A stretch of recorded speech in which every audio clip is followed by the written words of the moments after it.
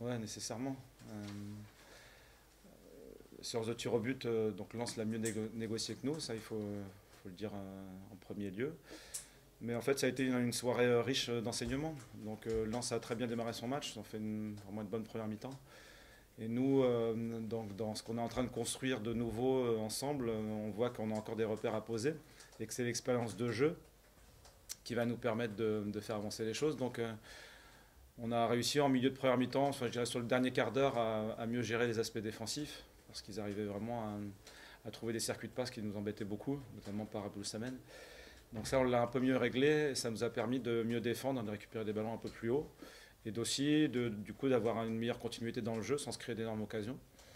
Et en deuxième mi-temps, les choses se sont, je dirais, amplifiées, parce qu'on a réussi à imposer progressivement le rapport de force en notre faveur. Et ça, c'est justement cette trajectoire qu'on espère, une équipe qui progresse, mais qui doit vivre des moments de jeu comme ceux-ci, des moments de jeu difficiles, pour faire avancer son niveau de jeu. Et ça a été le cas en deuxième. Donc l'égalisation est loin d'être imméritée. Elle rentre dans une montée en puissance de notre équipe, avec des entrants aussi qui ont apporté une forte contribution. Et ensuite, sur l'élan du 1 partout, donc, on sentait que le stade, les événements pouvaient être porteurs, mais voilà, c'est ainsi. Il y a cette séance de tir au but qui est encore un exercice très particulier, où on doit dire simplement que Lens a été meilleur que nous dans cette partie-là.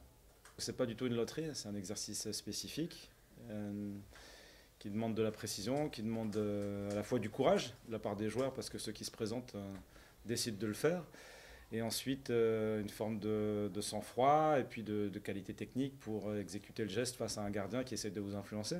Donc on n'est pas si nombreux dans ce stade à avoir ce courage et l'opportunité de le réaliser. Donc ceux qui l'ont fait à Lens, ils l'ont très très bien réalisé. Et puis je répète, deux de nos joueurs n'ont pas réussi à convertir et ça fait la différence à la fin.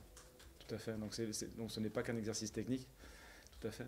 Et il avait marqué un superbe coup franc juste avant. Donc voilà, c'est l'histoire de notre match. Donc moi j'en sors évidemment un peu frustré, comme les joueurs de l'issue, mais aussi très positif de ce qu'on a vécu ensemble. On a vécu des émotions top, encore une fois. Ce stade, il a souvent vibré cette saison, il a encore vibré ce soir. Et ça, cette vibration, elle naît de ce que l'équipe dégage, de ce qu'elle engage dans son jeu. Et donc on a une trajectoire qui nécessairement a pris une forme je dirais de creux par rapport à ce qui s'est produit pendant ce mercato et les blessures aussi qu'on a subies. Et on voit dans la durée de ce match des progressions à la fois de l'équipe mais aussi des joueurs qui émergent, dont pour certains on n'attendait pas ce qu'ils puissent arriver à ce niveau-là. Donc pour moi ça, ce sont des signes hyper encourageants pour la suite. Et on est obligé de le faire en accéléré parce que la compétition se déroule et parce que les matchs se succèdent les uns derrière les autres. Et donc de ce point de vue-là, j'ai vu beaucoup de signaux positifs ce soir. Je l'espère, et ça sera différent parce que les joueurs ont changé. Et donc on a à créer ce quelque chose de nouveau. Et je répète, ça demande du temps, c'est-à-dire que les joueurs ne sont pas des pièces interchangeables, comme une mécanique d'horlogerie par exemple, où on enlève un engrenage et puis on en remet un autre tout neuf et puis ça fonctionne tout de suite. C'est pas du tout la même chose en football. C'est un système fait d'êtres humains, de footballeurs avec leur sensibilité, avec leurs qualités particulières. Et donc ça demande du temps.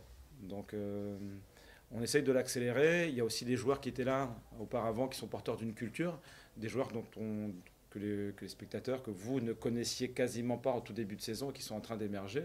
Je vois aujourd'hui Bamo, par exemple, qui est dans une défense centrale, qui était appelé à faire quelques minutes au mieux dans le démarrage de saison, et qui aujourd'hui joue des matchs titulaires en étant performant et en faisant à chaque fois des bons en avant à chaque sortie. Je parle de Bamo, il y en a plein d'autres.